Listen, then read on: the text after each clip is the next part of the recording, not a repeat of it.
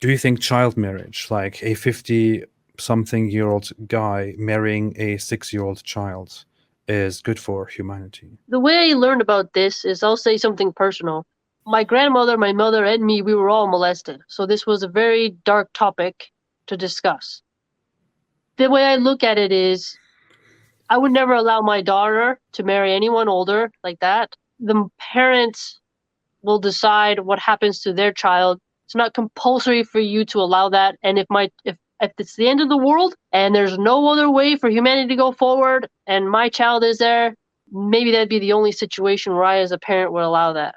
Okay, I'm very sorry. I'm sorry for what you And I experienced. and I know you're gonna say like, okay, but the Prophet Muhammad, peace be upon him, did that. We're not allowed to criticize him in that way. Who knows why Allah allowed it? And I've heard all kinds of arguments. I read a book on her. She was, pretty wise lady, pretty cool. But for me and my daughter, I would never, if anyone even asked, they would be executed by me. No one can touch my daughter. No one can ask for my daughter. You went through something that is bad, and I feel very sorry about it. And you want to protect your daughter, your child, from going through something similar. And you are talking about preventing evil in the world. But at the same time, you are advocating for a system in which parents are allowed to give off their children without age restrictions to older men in marriage. So you are advocating for a system and allowing for a system in which parents are allowed to give their children away in a situation where they would be abused in such a way that you yourself cannot stomach it and you wouldn't allow it for your own children. In Farid's words, it's not rape when the parents allow it. Because But there's remember, parental consent. atheism as a whole doesn't disavow that either, or liberalism for It that doesn't have matter. to be. Atheism doesn't have any rules. But the issue is, with atheism, for example, I can sit down here and I can find my way and weigh the pros and cons and see what is healthy and what is unhealthy and all that. The issue is, we're not talking about something that does not forbid something. We're talking about something that explicitly allows that certain thing.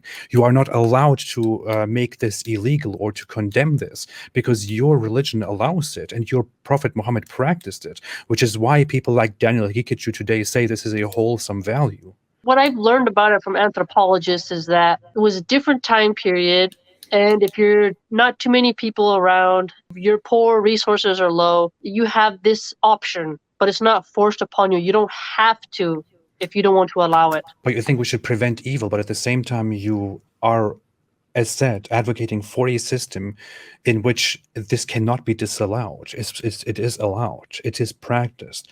Parents can make that. You may not want to do this to your own child because you think it is disgusting and horrible, but your neighbor who is a Muslim might allow their 5-year-old daughter to get married to some 50-year-old guy. Even in America, if my neighbor does something, I cannot prevent them.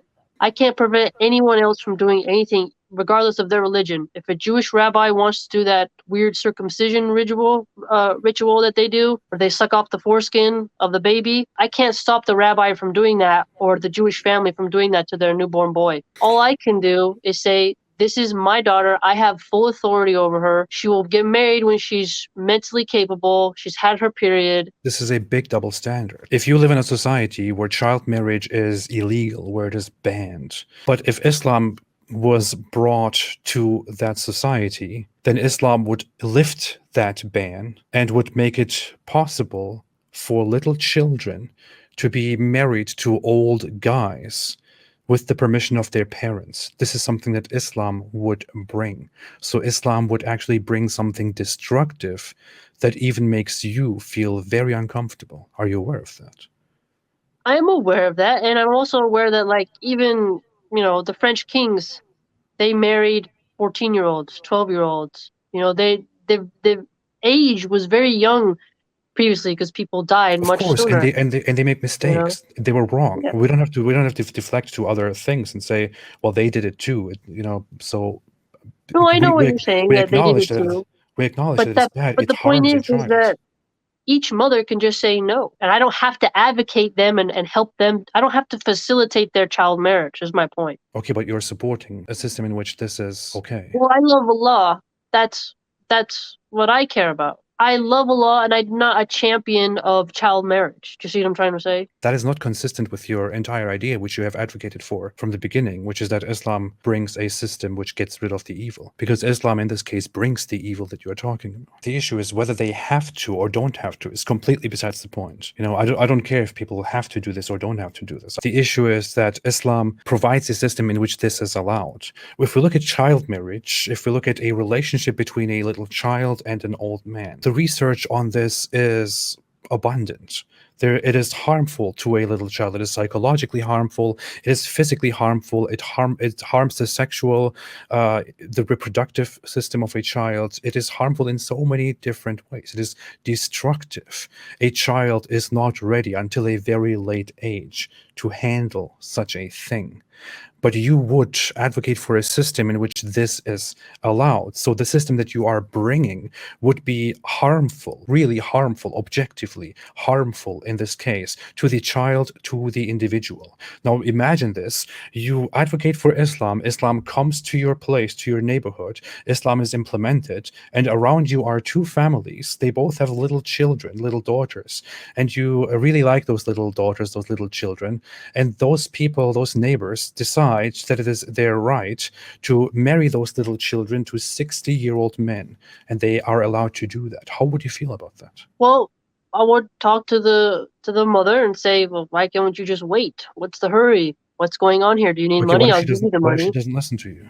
Well, a mother has authority over her kid. I cannot like it, right? There's nothing much I can do besides say, hey, why don't you just wait?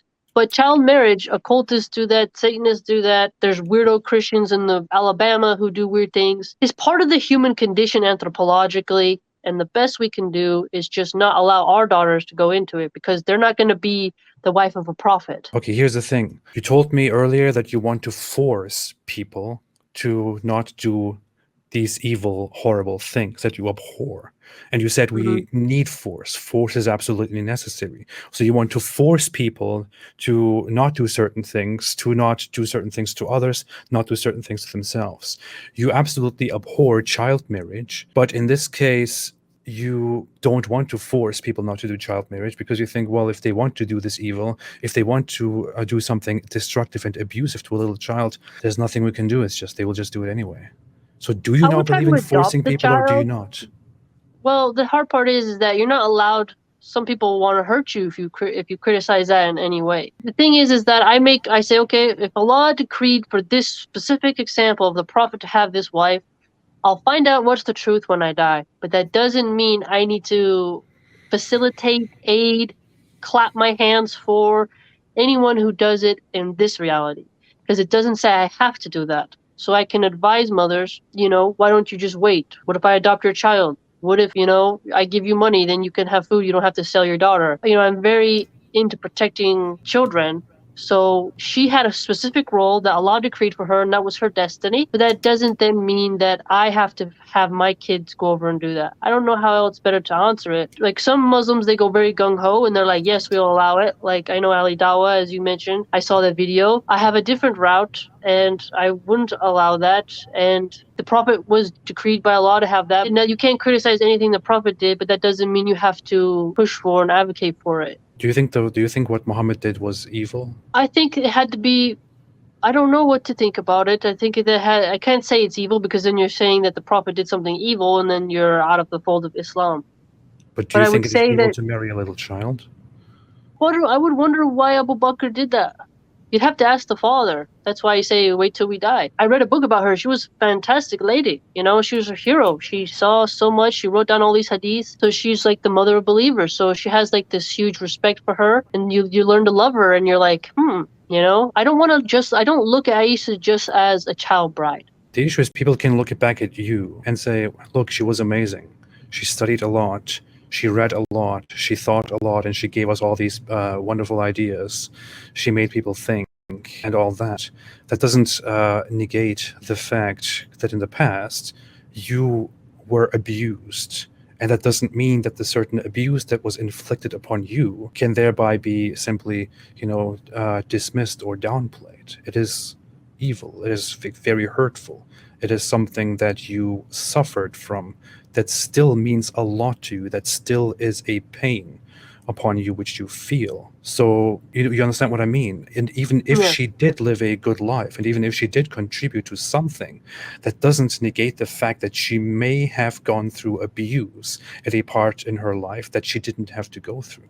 True, right? But I tend not to look at people as victims. I tend to say, that happened to you, Allah decreed it, move forward. Because there's victim culture now that wallow in their past. I try to look beyond it. Okay, that happened to you, but don't let that be you. That Okay, but happened, that doesn't go mean that the thing forward. that happened is not a bad thing, right? True, exactly. But maybe Allah has His reasons that are above my head.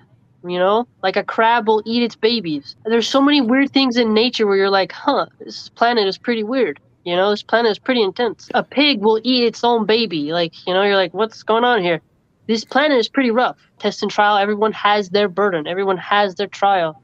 And the best I can do is protect my own. I'm sorry, Milan. The thing is, I'm stuck on this point and I pushed you. I think your inability to answer this question properly comes from the fact that you are falling in hypocrisy, having double standards on this issue. I think you could We, say that, yeah, that I have a double standard where I would allow the prophet to do it, but I wouldn't allow my own daughter to do it. Is that your point? no, I would say you know that this is bad, that this is evil. You yourself do not want to allow such a thing. If a different religion came up with this system, if a different religion or a different society or a different individual came up with this whole issue of marrying a little child away, you would be disgusted. I see your community posts. You are disgusted by certain things. You harshly criticize them, and I see your passion there. But if it was something or somebody else, you would be very harsh toward that. But you are simply letting something that is even so personally traumatic to you slip away because you simply have to give into that and simply have to accept it, and you're not allowed to object to that. I mean, you got me pigeonholed. There's not. I can't go left. I can't go right. You pretty much have me pigeonholed, and I can't argue any other way out of it, really. But And I I know, hope, and I you hope know, you see that that's not my aim here. I'm not trying to put you down or to whatever it is that people want to do online in discussions. I'm really simply trying to make you see, you're as testing I my see, mind, which is that you good. are wrong. That you are no. I'm trying to let you see that you are wrong and you are in conflict with yourself. And I would say that you should fix that.